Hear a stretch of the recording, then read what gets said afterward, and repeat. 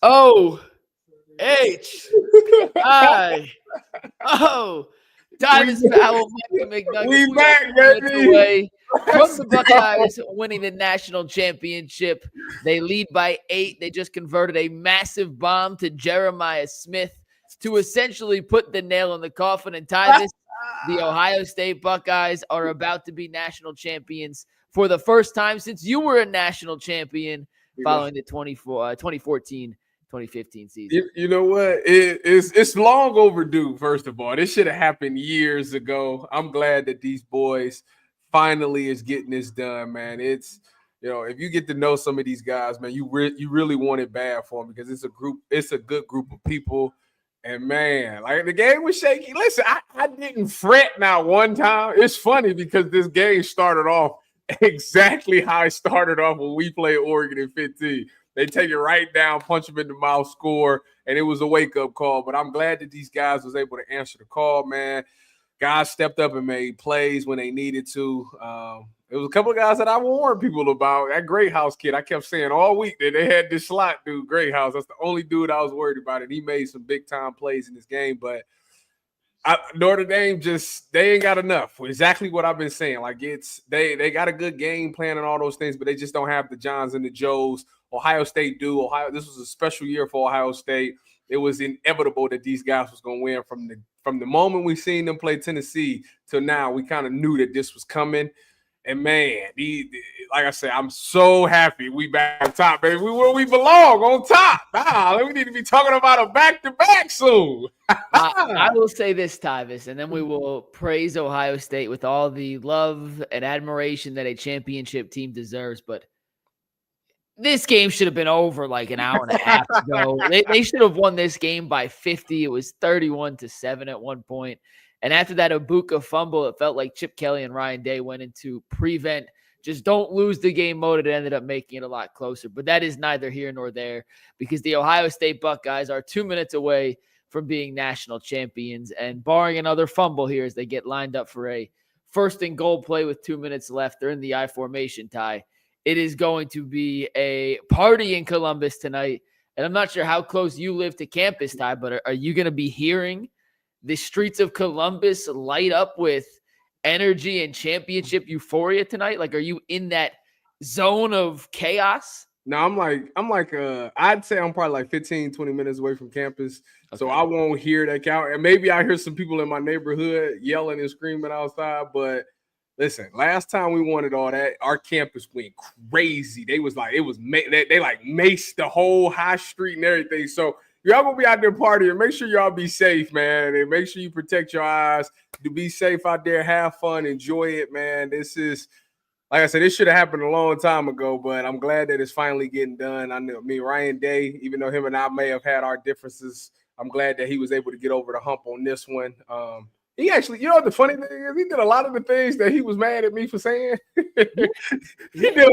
I cussed him out about his coaching staff. He made the changes, and I said if he didn't get it done this year with the team he got, then he just ain't the guy. And boom, he found a way to get it done. So actually, it's funny that he was mad at me for no reason. Whatever. That's another story for another day. Anyways, this is about them winning it all right now. I tell you what, man, this Jeremiah Smith kid. Special. Like, it was funny. Notre Dame's game plan defensively, like I get it. I get that your game plan, because they was in the bind the whole night. Like, I get that you want to run man to man. But see, you ain't getting it wasn't working. And you can't go zone, because if you go zone, now you're depending on that pass rush to get there. And they didn't have that either. Really, I want to shout out the offensive line, man. Since we started this CFP, man, that offensive line has been dominant. And Coach Fry is a guy that's been getting grilled for the past 3 years. The fact that he was able to put this together and have guys, he's without a guy who's potentially going to be the first tackle in the draft, the guy who's going to be the first center in the taking off the board in the draft. Like, that's crazy to me that he still is able to have these guys playing at such a high level. And then I got to give credit to the D-line, because for the last 4 years, 4 years, we've been talking about this D-line not getting no pass rush, not getting no sacks. Man, these dudes stepped up in the biggest way, man. And it goes to show you that, man, these guys, the coaching is still there. The development is still there. It was just some miscommunication or something. I don't know. But the fact that these guys was able to put it together and go on this historical run is going to really help in recruiting. And then I also want to give a shout out to all the collectives, all the donors, because I don't want them to get lost in this. Like the people that donated money to collectives to be able to help Ohio State get these recruits, those people are just as important as the coaches because they helped us get the talent in the room. The coaches did a great job of developing that talent, getting these guys to come together. I'm glad. I'm not happy that they lost those 2 games, but it definitely helped them become a closer group. Yep. And like when you watch them play, like it's just you can tell that they really care and love each other. And that's really the secret recipe. I tell people all the time, what is it? What do you need to do? People are like, what's the recipe? What's the formula to win? Honestly, what it is that I'm selfless. Like I care about my teammate. I don't want to let my teammate down. I want to do my job as hard as I possibly can because I don't want to let the guy next to me down. And when I watch this team, it's a lot of that. You just hear how they talk. It's a lot of that. Like, so I'm proud of these boys, to say the least. I'm proud of these guys, man. It's, I was a little nervous when they had LeBron narrating the thing. Because if we would have lost, I was blaming him first. I want to give a couple other shout-outs, Ty. You missed. Shout out to Ross Bjork, the new AD, coming up there in his first season. Your boy. Yep, my guy. Shout out to Ross in his first season, helping it. And listen, you mentioned the collective. A lot of the players, and I want to give Caleb Downs and Quinshon Judkins their flowers in a sec, but part of the reason Ohio State was able to get those players in the transfer portal was the tremendous work of the collectives. Ross Bjork is a fundraising maestro, and they certainly raised enough money to put together this championship caliber roster. So shout out to Ross and the Buckeyes. Let's talk about those 2 real quick, Ty. Judkins with 2 more touchdowns in the game, and Caleb Downs might be the best defensive player in college football. I know he's not draft eligible this year, but speaking on him specifically, Ty, this is someone who played in the Ohio State secondary, won a national championship. He will join that storied legacy of defensive backs, DBU from Ohio State. He'll get a chance to play in the NFL after his junior season. What makes that guy so special, Ty? Man, he's instinctive. I mean, this is a guy that just understands the game of football. I was watching him tonight. He had this play. It was early in the game. They tried to crack him. He cracks the cracker, which is crazy to me. It's a crazy phrase to say. I don't mean nothing bad about it. But I was gonna say it's a true no phrase. Racial pause, but no racial pun, nothing like that. But he cracked the cracker and then still made the play. Like, it's impressive just some of the things he does. Like he understands his responsibility. He understands what offenses is trying to do, and he does a great job of taking those things away. The number one thing that he's really good at is those open field tackles. Yeah. I mean, when he's in space, it could be a little nerve-wracking. For me, when I was in safety, that was one of the hardest things, man. Them open field tackles is very difficult because some of these athletes is really good in the open field. But, man, he does a great job of closing the distance and making tackles. I mean, I think he almost got stiff to the ground, but, like, he still grabbed the dude by the pad and brought him down. So, like, he's been a for sure tackler. And to me, that's what makes him so special. That's what makes him stand out. I mean, I know he don't maybe he's not getting all the interceptions and things like that people want, but that guy is a very instinctual player, and he's going to do some really good things on the next level. His coverage ability is still really good. And it used to be that you could have a box safety and a post safety in the NFL. Nowadays, you got to be able to do both. You got to be able to cover. And that's what the most important thing is. Hold on. What is he about to do? Kick the field goal. This is the field goal. If Felding makes this, it is officially over. If he misses, Notre Dame has a sliver of life. And with that kick, it is good. Tyvus, the Buckeyes are national champions. Look at that guy. 26 seconds to go. But it is a formality at this point. They have an 11-point, 2-score lead. Put it on the shirt. We need a new shirt. Add another date to Tyvus's sweatshirt.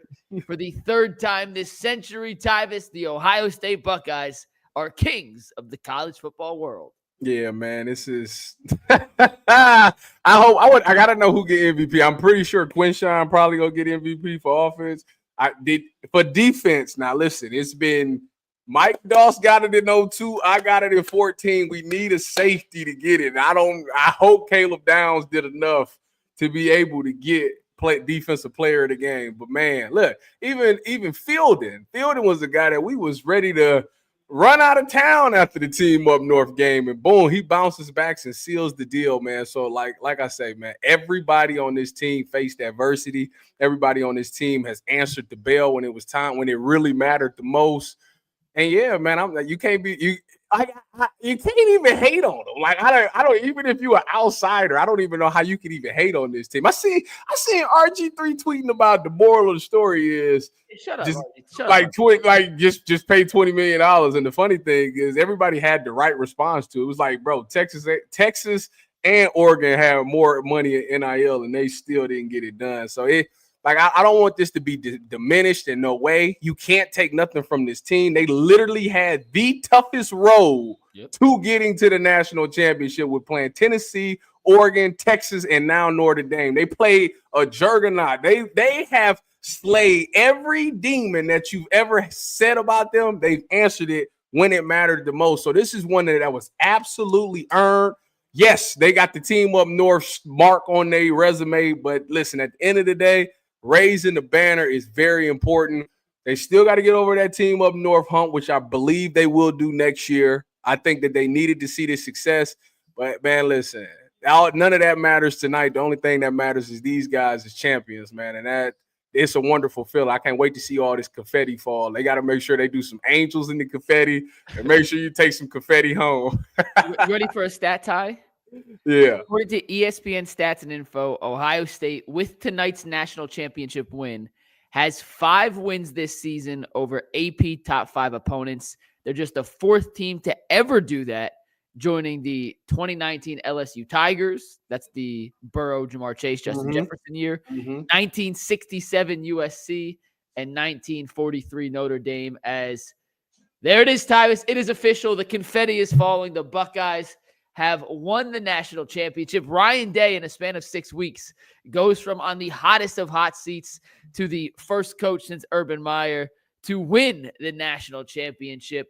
And Tyvis, what a turnaround. I mean, 6 weeks ago, we were literally saying Ryan Day's got to go. Will Howard's not what we thought he was. This defense was good enough, but the offense was letting it down way too frequently. And 6 weeks later, Ty, just like you guys in 2014, they put on a postseason run for the ages and have captured that elusive national. I tell you what, man, like I said, we talked about, a lot of people said who's going to benefit the most from this 12-team playoff. And nobody ever said Ohio State.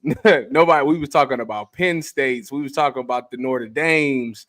We was talking about those teams. And, man, Ohio State actually turned out to be the team that benefited the most from this. So, man, listen, we won when the CFP first came around for the 14 playoffs. Ohio State won it the first year. They switched it to 12 teams. Ohio State win it that year. So if they go to 16-2, Ty, they go to 16, they go win it again. Now this storyline is very close and very similar to ours. Obviously, without the injuries at the quarterback position, but just overcoming adversity and finding a way to still get it done, man. It was very close to ours, and I can't wait to see how when they put this trophy up. Hopefully, I can go to the parade. I don't know if I'm working or not, but I gotta go to the parade. Tyvis, you should be at that parade. I do want to ask about this though, Ty. Take off. What I look like, man? You know I ain't taking off. Championship parade in Columbus. I will excuse you. I'll give you an excuse. Yeah, no, I ain't taking off. Now that's blasphemy. No, you just do live hits from the parade. We'll get you on VMix through the phone. We'll get you at the parade. But Ty, let's talk about Will Howard for a sec. This is a guy who, coming to Ohio State. He had lost his starting job at Kansas State, partially because they had paid so much money to get Avery Johnson there. He transfers to Ohio State, has to beat out a couple highly touted freshmen for the starting job. Played solid, but didn't necessarily wow anyone during the regular season. I saw before the playoffs started, he had a late day two, early day 3 round draft pick in terms of his prospect as an NFL quarterback.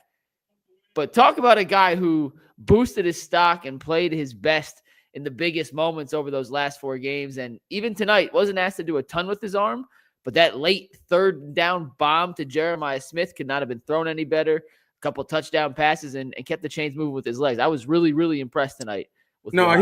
He's done. I tell you what, man, I was listening to his press conference and he said something along the lines of that he wished that he had more time here at Ohio State. Like he was sad that they only had 1 or 2 more games left when he said it. and he's learned so much. And man, the thing about him is if you watched him from the beginning of the season to where he is now, he looks like a totally different quarterback, man. And I think the reason he wished that he had more time is because he learned so much. Like, I don't know what they teaching at K-State at quarterback, but for him, when he came here, man, he said it. He was like, I've never heard this type of level of coaching, and it's just changed his whole perspective and outlook at the quarterback position. So I don't know where he's going to get drafted. I mean, I don't know if he's, I'm not saying Jake Crawford wants to take him number 2 overall. Yeah, I don't know about that. I don't know. I'm not willing.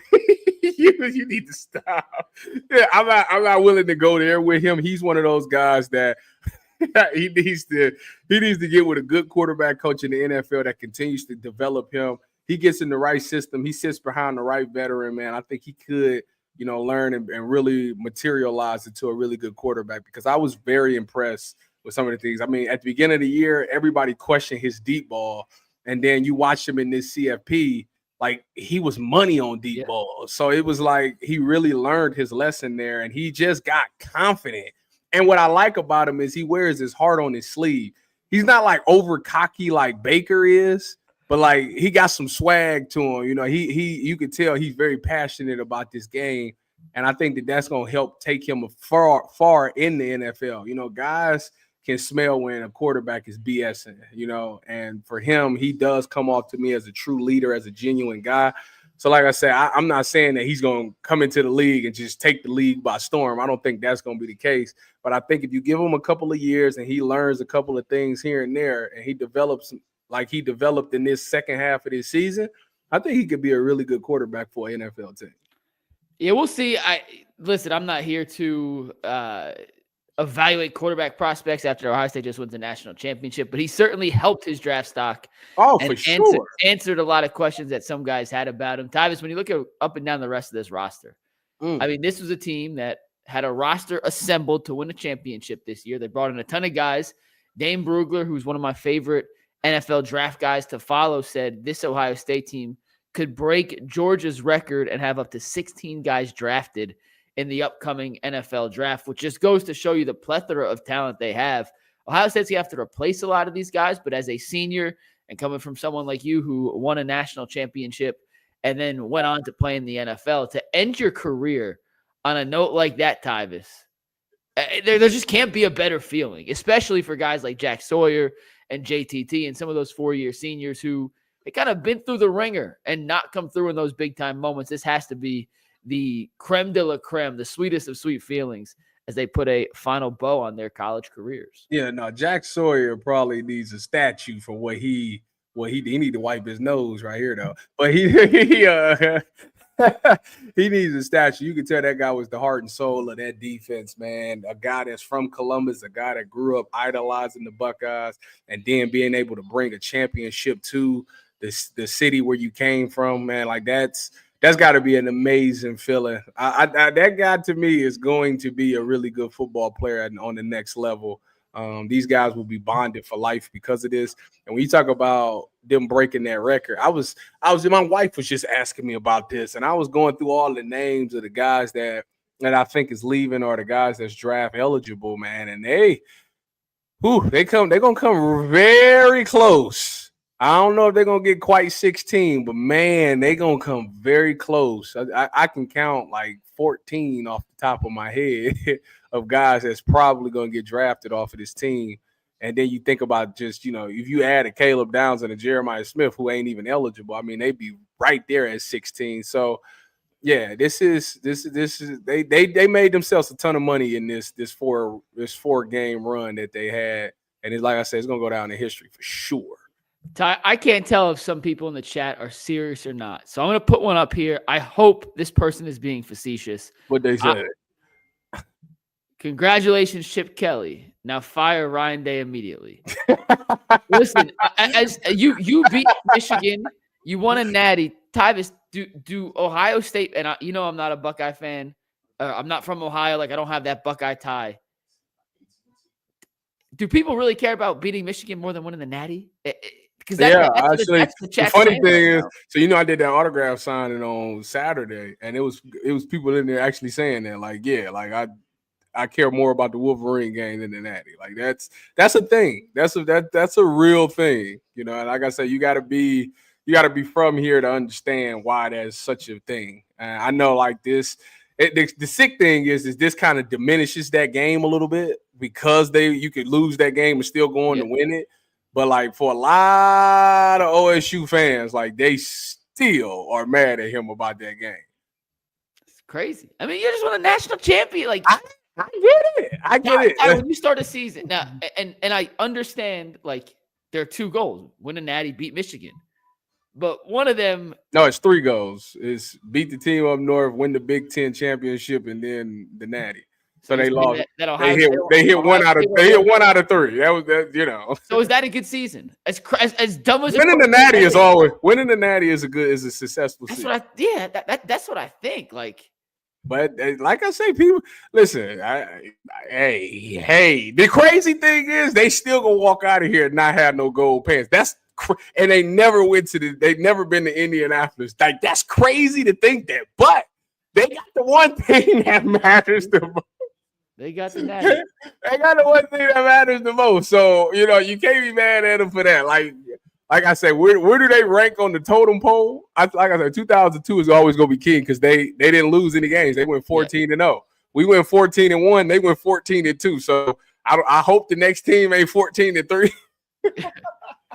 Ty, we got 2 more things I want to hit on. We'll do a full breakdown of the game. Dustin and Tyvis are in tomorrow, so it'll be a great Ultimate Cleveland Sports Show. We'll get a little more in depth on this. But Ty, when they went up 31-8, mm-hmm. How was it? I was done at 21-7, but go ahead. Well, either way, but how hard is it when you know you're the better team? And Ohio State, despite the fact the game got closer at the end of the final than the score actually indicated, how hard is it to just keep your foot on the pedal and not get complacent, even in a game of this magnitude? You got to finish the job. And you not, even though you up, like the crazy thing is people have heard horror stories about how teams was up and then they took their foot off the gas and let teams come back. I mean, heck, you almost just watched it just a second ago. You almost watched it. So like for us, it was like we ain't doing none of that celebrating until the clock hit 000s. Like I don't care about none of that. You gonna be locked in until we hit 000s. We can do all the celebrating we want once the game is over. And it looked like to me, yeah, they took their foot off the accelerator a little bit, but you could tell guys were still locked in. Guys were still fighting and scratching and clawing. So to me, they earned this, and yeah, they got the job done. I am just a little annoyed at Ohio State for making this closer and giving us 17 more minutes of commercial timeouts. Unbelievable amount of fraudulent pace stealing by ESPN to turn this into a 5-hour football game. But it is what it is. Tyvis, we'll close with this. Considering the ups and downs of the 2024 season for Ohio State, losing to Oregon, losing to Michigan, going on this crazy run, the Ryan Day roller coaster, the bright future of Jeremiah Smith versus the disappointments of not coming through in the clutch by Will Howard against Michigan. All of that. How are you going to remember this 2024 team? I'm going to definitely remember the last 4 games. I think that, to me, I mean, obviously people are going to think of that, the Wolverines loss. Like, they're going to think about that first probably. But the last 4 games, you can't deny it, man. Like, they played that game like they were supposed to play all year. Like, to me, it was a year of expectation. Everybody expected this team to look how they looked those last 4 games. And when you finally seen it in Tennessee and then you finally seen it against Oregon, it was like, this is it. Like, that was like, it was at that moment where everybody was like, this team is going to win it all. Like, there's nothing nobody could do. And to me, that's what I'm going to think of. This amazing 4-game run. The fact that they went up against the SEC, the Oregon, who they lost to the previous 2 times, the SEC again, and then Notre Dame. Like, to me, those are 4 Tennessee, Oregon, Texas, and Notre Dame is all blue bloods, all respectable schools. The fact that they beat all 4 of them to win a national title, to me, is the number one thing that I'm going to think about every time I think about this season. when I look at this season in whole, it will never cease to baffle me how they lost to Michigan. That game still makes no. It might be the most single. The sick thing is they play good enough to win. Too. The fact of the matter is the field goal kicker hit the two field goals, they win. That's what I'm saying. It makes no sense how they lose that game. But the moral of the story is this was the most talented team in college football this season. This team has the best freshman I've ever seen with my own two eyes. Jeremiah Smith is that good. This defense was able to shut down opponents that could run the football, that could throw the football, and is probably going to get lost in the mix of really, really, really, really, really good college football defenses over the last 20 years.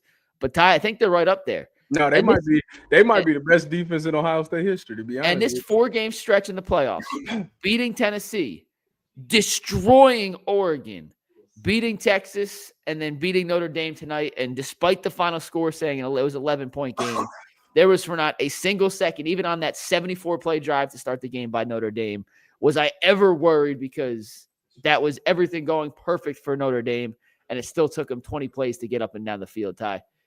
To me, this is going to be one of the most impressive and memorable postseason runs in the history of the sport, considering they entered the playoffs with every question mark against them. Can they win the big game? Can they string together 4 in a row? How do you trust Will Howard in these moments? He's never done it before. Ryan Day puckers up every time the lights are bright. I don't trust him. They answered every question, Tyvis, and it wasn't just a squeak. They answered it emphatically, and the demolition we saw against Oregon in the Rose Bowl put the stamp on, I think, what could have been in a flawless regular season, an all-time Ohio State team. Instead, it's going to go down as a national championship team, but not in the pantheon of all-time great national champions. But this is one of the most talented college football rosters the sport has ever seen. I agree. Congratulations to the Buckeyes for putting the cherry on top of what was a really fun to talk about 2024 season. I'm just happy they got it done. Now let's talk about a back-to-back. That's thing. Let's celebrate this, and then tomorrow we'll talk about back-to-back in this thing. We got 2 super chats, Ty. First one comes from Soul Train, who says, still haven't lost more than 2 games since 2011. And before I put this next one up, Ty, I want to preface what we're about to show you. How people are complaining after they just won the national championship. I will not understand. Listen, y'all just won the championship. Nathan, we love you. We appreciate you. For perfection, man. It's excellence. Nathan says, gotta find out who paid the refs to ignore the holding calls on JTT and Sawyer. Watch them get held almost every snap and definitely every big play. Guess what? Well, listen, we broke the streak. There was a holding call. Tyleek Williams got the first quarter. You know what? No, it must be an Ohio thing, because Myles Garrett also don't get no dang holding.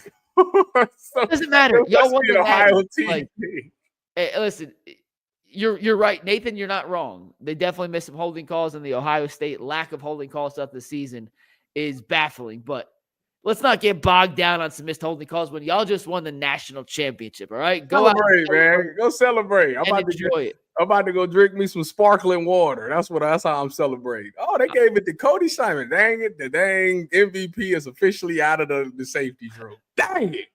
Awesome. Well, for Tyvis Powell, I'm Mikey McNuggets. We have Dustin and Tyvis in studio tomorrow. We are going to start the Ultimate Cleveland Sports Show with some reaction to the game tonight and some Will Howard draft stock talk.